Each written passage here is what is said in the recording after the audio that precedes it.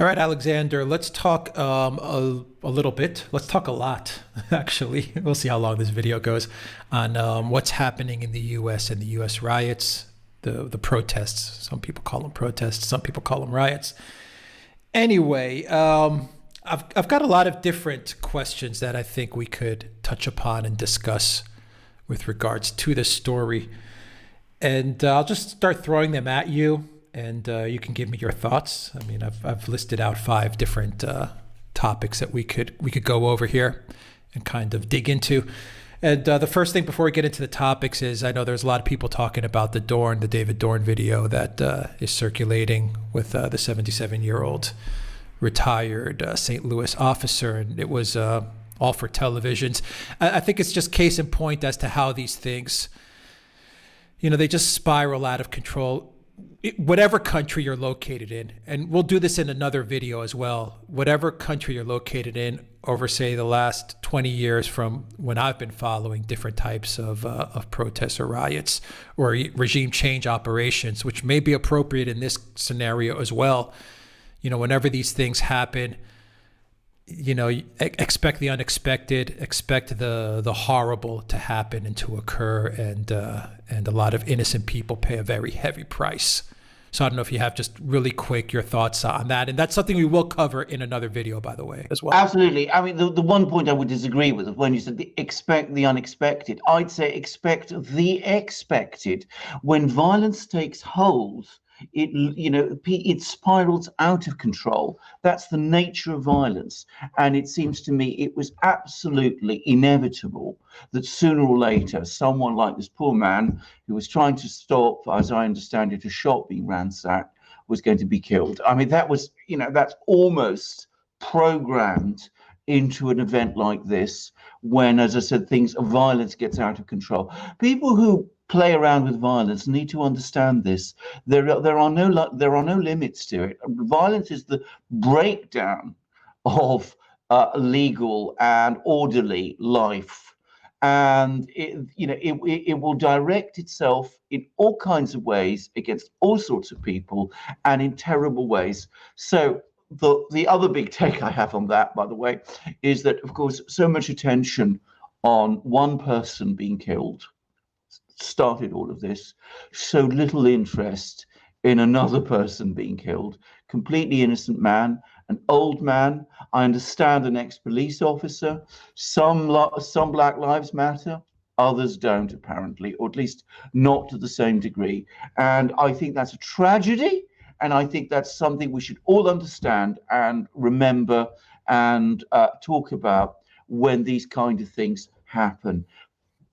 Obviously, we need to talk about all the underlying problems, but when killing happens of this nature, that's also an underlying problem. Yeah, and it's terrible how the media decides which narrative to push, which one is more important than the other. Of course, they're doing that with an agenda in mind. And which lives matter more than others. Yeah. So let's get moving to some of the topics that I want to discuss, and they're not in any particular order, but I think they deserve some analysis and some thoughts. So the first thing that struck me, and that continues to strike me, to baffle me, really is, and it's absurd in a way, but a week or two ago, police were heroic, and they were heroic in stopping people from going to the streets during the lockdowns. They were heroic when they were taking people that were having a picnic and giving them hefty fines, or some of them actually putting them in prison and locking them up. And the media, cast them as these heroic figures who are saving lives. And of course, all the social distancing, don't go outside, keep your distance. This is a matter of life and death, etc. We all lived it. We all lived it for 2-3 months. Everyone, not only in the US, everyone in the world, pretty much. Now, all of a sudden, you have a different narrative, Alexander, where the media is pushing people to go outside. Obviously, there's no talk of social distance whatsoever. There's no discussion of the pandemic whatsoever. I think the only message you did get from a politician was the mayor of Minnesota, who actually said, yes, go outside, cause trouble, but wear your mask, but go outside and start looting and start quote unquote protesting, but wear your mask. What do you make of how the media has shifted and changed courses so quickly from one week to another? Well, it's just exactly what you said. I mean, you know, the pandemic was last week's narrative. Now the insurrection is this week's narrative. So you switch stories. I mean, you know, one story we've exhausted, and the other story has now become live. Inevitably, it is going to make many people very cynical about the lockdown story. They will say, well, you know, nobody really, you know, clearly the media not talking about it anymore. That means that the media never really believed it. Now, you know, those who did believe it are going to feel very betrayed, I suspect, and very angry. But there we are. That is how the media operates. And it shows yet again that the media always follows a particular political agenda.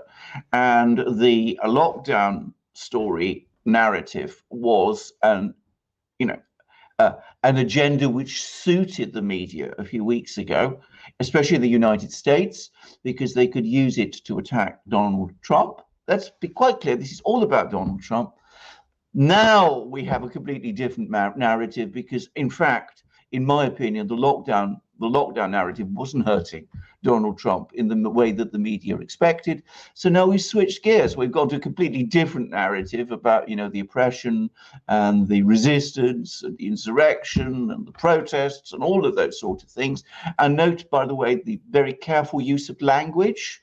You know, you can call it a protest, but you can't call it another thing because the other thing somehow delegitimizes it, even though there's all sorts of violence and pillaging and looting going on. But that's not what we really must talk about. We must talk about it and always talk about it only as a protest.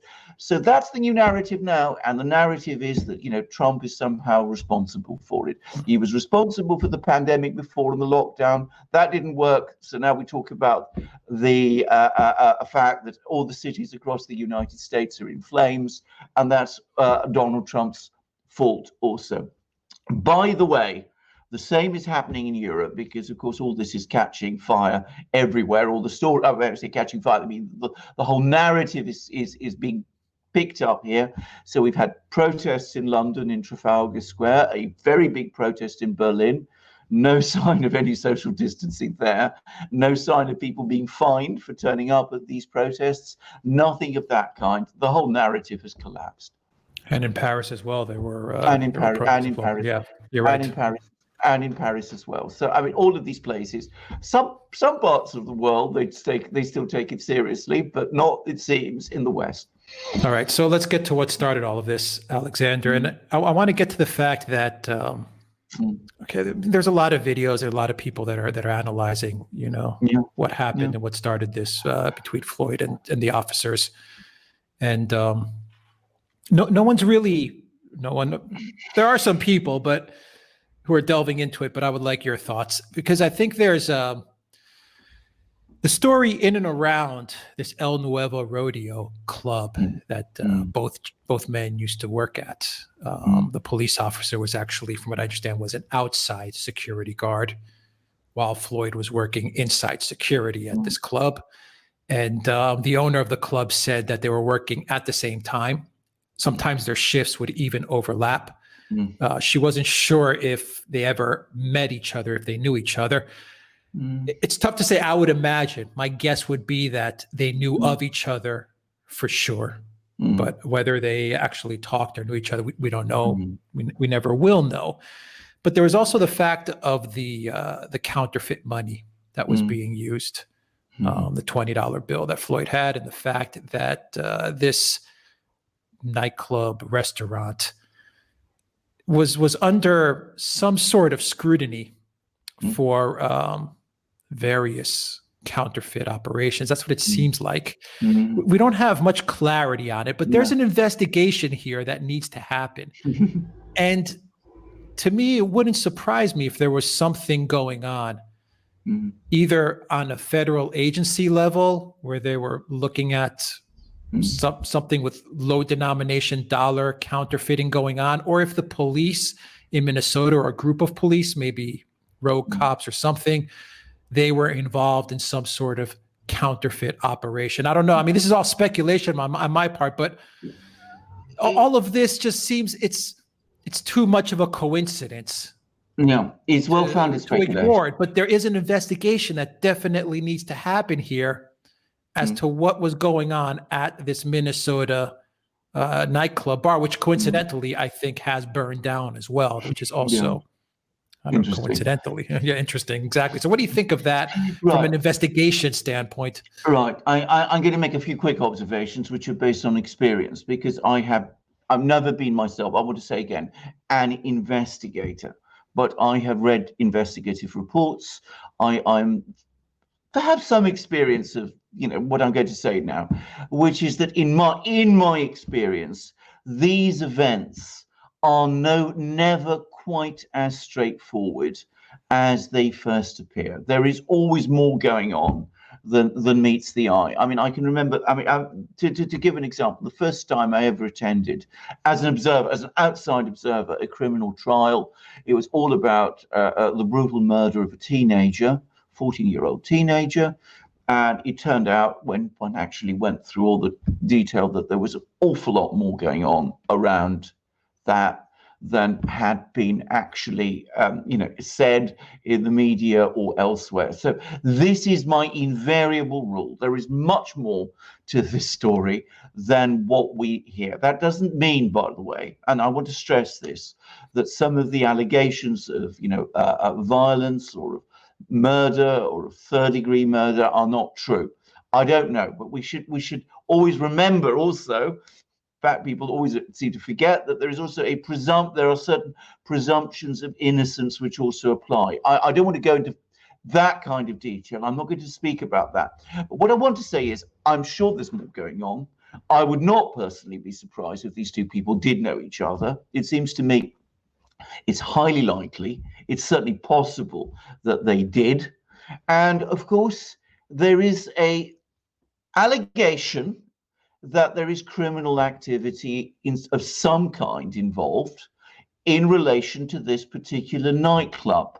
And it's not impossible that these events, far from impossible, indeed, I would say quite plausible, that these events are somehow connected to that criminal activity. I say that because, again, my experience, and I speak again from actual experience, is that in situations where there has been criminal activity going on in a particular neighborhood or in a particular building, I'm thinking primarily, I must say, of drug activity, which is in London. One of the tried and tested ways to stop an investigation of that activity is to stage a riot. Now, I'm not saying this is what has happened in this case, but I do know of instances where that has happened. And there is even a feature film starring Michael Caine about this happening. Now, all of this, as you rightly say, is speculation. But let's find out the truth. That's all we're saying. All we're saying again. And in an actual investigation, let's talk to all the people involved. Let's talk to the nightclub proprietor. Let's talk to all the police people who were also involved. That it may very well be, as you rightly say, that some of these police people have been involved in other things, bad things, over and above and beyond the bad thing that has happened. Let's find out about it. And then we have a proper understanding of this incident, and we can assess it properly. And then once we've assessed it and got beyond some of the things that are being said, which may just be, dare I say, stereotypical comments, which may have little bearing on the actual events, once we've understood it properly, then we can start to reach proper conclusions and perhaps take proper decisions based on it. Yeah, I mean, that $20 counterfeit bill really irks me. And my instinct tells me that some cover was about to be blown here. Some type of operation was about to be jeopardized. That's what it tells me. And, I wouldn't be surprised if whether he knew or he didn't know, if after, being locked down and not having a job, he either knew this was counterfeit and was going to pay with it, for some things, or maybe he just didn't know it all. And he just said, I'm just going to take these $20 that I got from work way back when and just use that to buy whatever I need to buy. And the police got wind of it. They were called because, someone was giving a $20 counterfeit bill. If, it was kind of that oh shit moment where they said, we better take care of this before a wider scandal, kind of gets out in the open, because it's that $20 bill that really irks me, really bothers me. Right. Can I say, first of all, an investigator never works from instinct. An investigator works from evidence. A $20 counterfeit bill is evidence. That ought to provoke questions. That absolutely ought to provoke questions. The other thing that is evidence is obviously that force was used, perhaps excessive force was used. And as a result of that, someone has died. No question. Someone has died. So put those two things together. And that's evidence. Those two things are evidence. That ought to lead to questions. What was actually going on? Why did this situation arise? What relevance does this $20 bill have? Does it have any relevance in this situation? Is it relevant that these two people knew each other? Is there perhaps something going on behind the scenes that we don't know about? This desperately calls for a proper, full and thorough investigation. And if that investigation were ever to take place, I predict, this is a prediction, but it's a prediction based on experience, that an awful lot more would come out. The fact that, as I said, I think it's highly likely, I put it much higher than you do, I think it is highly likely that these two people knew each other, in itself is suggestive. Okay. Alexander, let's go to shift gears a little bit and talk about Antifa. Trump is saying that he's going to designate them, or he has designated them, a terrorist organization. A lot of people are saying they don't have any formal structure, they don't have any real leadership. That's bull crap. They definitely have a structure, and there is definitely some leadership floating around somewhere. They definitely know how to organize, and they can organize efficiently and quickly. There's no doubt about that. So this is an organization. Trump has designated them a terrorist organization. What does this mean in terms of the power that the DOJ now has?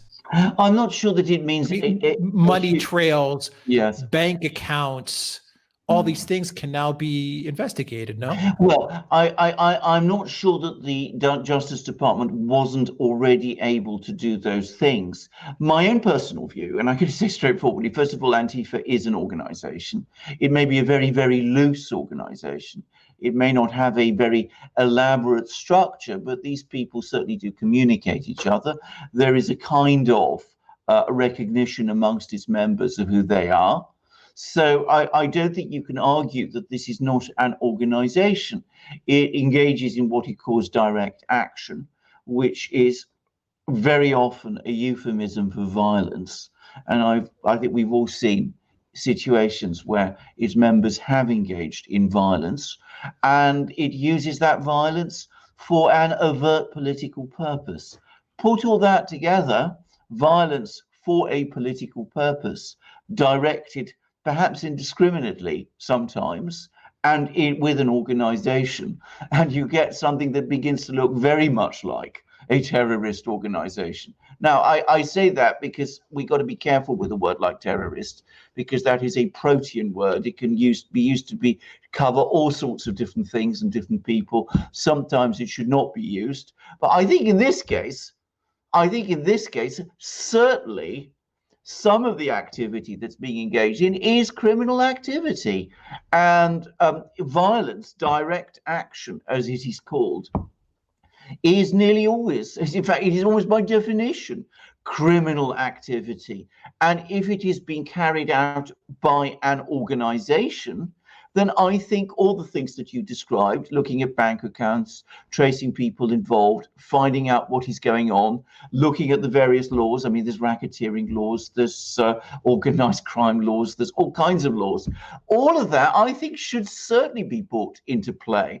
I'm going to say this straightforwardly. I think Antifa has been given a pass for far too long, given the kind of things they do. I think it's an extremely destructive organization. And I know lots of people who are, absolutely opposed to fascism in every form and who would come out and protest peacefully against it, who would agree with me. So please let us have a proper investigation. Please let's find out who these people are, like we do with all sorts of other organizations that operate in the United States.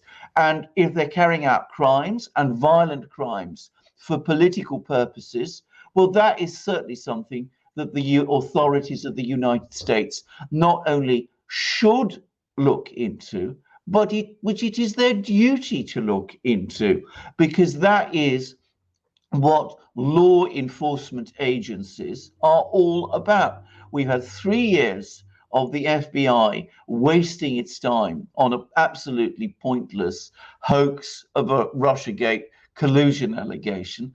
Let it do its job for once. Yeah, follow the money. There is a money trail. Absolutely. And I'm sure it leads to the Soros type of structures. Well, absolutely, of course it does. I mean, there is funding going on. There are donations going on. Lots of money, lots of funding. This kind of thing doesn't happen without money. That is a given. I would not be surprised actually if when we drill down and look into it carefully, we discover that money is actually a prime motivator for much of this. But because a lot of the people who are doing these things get paid for what they're doing. Let's be straightforward about it. Let's say openly. So, let's definitely follow the money. Let's find out who's involved. Let's find out who the paymasters are. There certainly are paymasters. Let's find out what the organization is, and definitely there is an organization. And let's find out who within this organization is committing the crimes and how it's happening. As I said, organized crime network, maybe terrorist network if you prefer, but the fact is it's crime. Yeah, I agree with you there. And on the topic of crime, where are all these bricks coming from, Alexander? We're seeing bricks. Well, you asked in every city. Yeah, bricks are being laid out for people to smash stuff with. Well, we talk about organization, talk about leadership, talk about people that are probably getting paid to do these types of things. What do you think of that? Well, this is exactly what it is. I mean, it's organization and it requires leadership. I mean, that, as you rightly said, bricks don't just appear. They come from somewhere. They come from somewhere because somebody has made a decision to collect them. And that person, whoever that person is, has arranged for other people to go out and find them and to hold them in a particular place and to make them available. That is an organization. That is, by the way, because we were talking about criminal law, that isn't just an organization, it's a conspiracy. It's a conspiracy to commit crime. If those bricks are being used as weapons, as part of a violent criminal activity, which they are, then that is a conspiracy to commit crime. And it should be investigated in that way. Yeah. And I think we should also make the point that Antifa is not only a U.S. organization, they are a global organization. They're in many countries in Europe as well, and they operate on a global level. They are they've become very visible here in Britain, increasingly so, and not just in Britain, but as we know across Europe, certainly. And they are not just active in the United States; they're active in many countries, and they come to the United States from other countries, and they come to other countries from the United States. Yeah. It's an international organization, and if I can just mention about that, of course, if this is an international organization, by which I mean if all of these people are in communication with each other, then some of the comments I've been reading about by people like Andrew McCarthy and elsewhere, lawyers, who say that it can't be designated a terrorist organization because it's a domestic organization as opposed to a terrorist organization, perhaps they don't apply. I agree with that. I agree. I think McCarthy in this instance is wrong because this is very much an international organization. Someone's buying plane tickets. Someone's buying bus tickets. Someone's renting the buses so they can move these people around.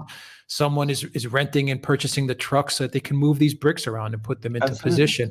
So there's no doubt that this is an organization. It's an international organization. It's a terrorist organization.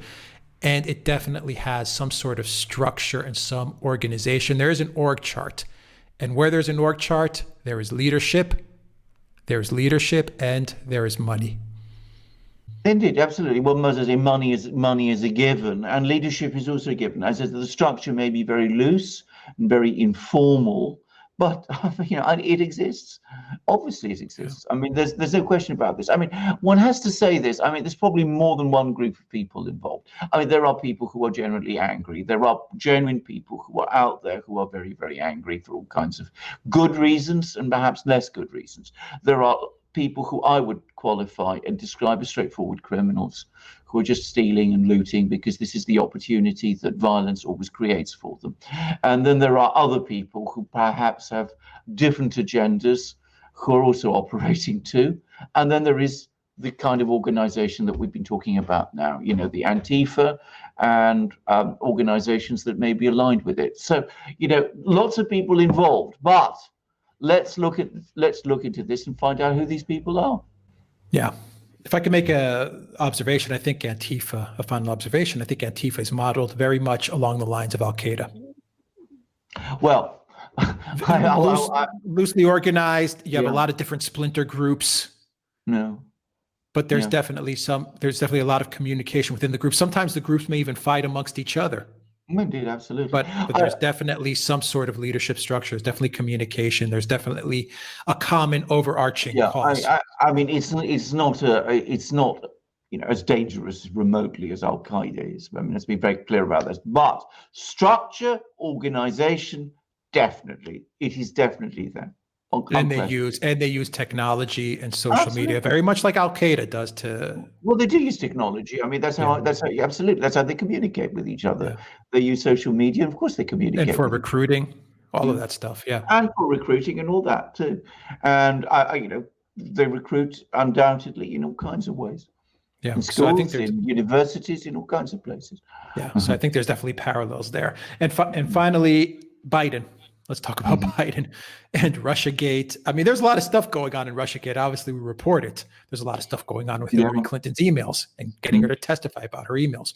Yeah. Rod Rosenstein was testifying today as to what was going on in Russiagate. Very interestingly also. Yeah, we'll get to that. About it in time, Yeah, we'll cover that. And then you had Biden, who just, 2 weeks ago was in all kinds of trouble for all his gaffes, and of course, all kinds of trouble for one particular racist gaffe that he had with the Breakfast Club show. So Biden was in a world of hurt. And now all of a sudden, all of that's disappeared. Well, all the stuff about Biden's disappeared. All the stuff about Russiagate, needless to say, has been all but forgotten. What do you make of this? Well, I mean, he's either an extremely lucky man, or it's an extraordinary coincidence, or perhaps some of these events are not quite as much chance as one might think they are. I come back to what I was saying at the beginning of the program. There was a narrative. The media was following a narrative a few weeks ago about the lockdown. That didn't work in the way that I think they thought it would in damaging Donald Trump. I mean, you remember we had all those extraordinary stories about him telling people to inject themselves with disinfectant, and it didn't come off. So now we have a different narrative. Now that doesn't mean that these protests, these protests didn't have a structural origin, but you can give attention to a story, and you can spin a story, and you can build up a story. You can do all kinds of things with a story, even if it's a real story initially, and then eventually the story becomes bigger than the event that the story is supposed to be based on. And that seems to me a little bit what's happening here. The media desperately wants Biden to win. He's in trouble. They look for something to take the attention away from him and to focus it back on the problems which they allege are somehow the responsibility of Donald Trump. All right, let's leave it there. Alexander, thank you very much. Guys, if you like this video, click on the subscribe button down below. Click on that notifications bell. Also share the channel with everybody you know. Leave us a comment as well. The comments really help us out. And donate to us on PayPal, Patreon, and Subscribe Star. Your donation also helps us out a whole lot. And go to the Duran shop. pick up some merchandise. We got all kinds of new things on the way. New things are coming real soon, Alexander, for the Duran shop. So keep an eye out for some interesting developments there as well. But and the things that are already in the shop, though, are fantastic enough. We have our amazing magic mugs. The man you see on this one is, in fact, the Russian Foreign Minister, Mr. Lavrov, who is my absolute hero in terms of foreign ministers. I think he's the best foreign minister around. But, you know, we have lots of other magic mugs also, each absolutely brilliant. The best mugs in the world. Beautiful, strong, elegant, hard wearing. I've had my mugs now for a year and a half, not a single crack or chip on any of them. And they keep your coffee and your tea and your hot chocolate hot, and they keep your beer and your champagne cold, and you will never find better mugs anywhere. And all our viewers who bought them say the same. So we have amazing magic mugs. We have amazing shirts, like the one I'm wearing at the moment. This is a long sleeve t-shirt, 100% cotton. You can see there the double-headed eagle of the Duran. We've got short sleeve t-shirts. We've also got the world's best polo shirts, absolutely amazing polo shirts, also 100% cotton kind of shirts you can wear, when you go skiing, or on the beach, or in a social occasion. And also we've got other shirts. We've got V-neck shirts, we've got hats and hoodies and stickers, and we've got amazing ebooks on subjects like Russiagate, Ukrainegate, Brexit, Epstein, and even the oil crisis. And we're going to have, as Alex says, other amazing things in our shop very soon. So you support us by coming to our shop and buying these things, and you will also be the owner of these great things if you come to our shop. So support the Duran, be the owner of these great things. Alex will tell you how. Just go to the duranshop.com. You'll find a link in the description box down below. Alexander Mercouris, thank you very much. Until next time, everybody, take care.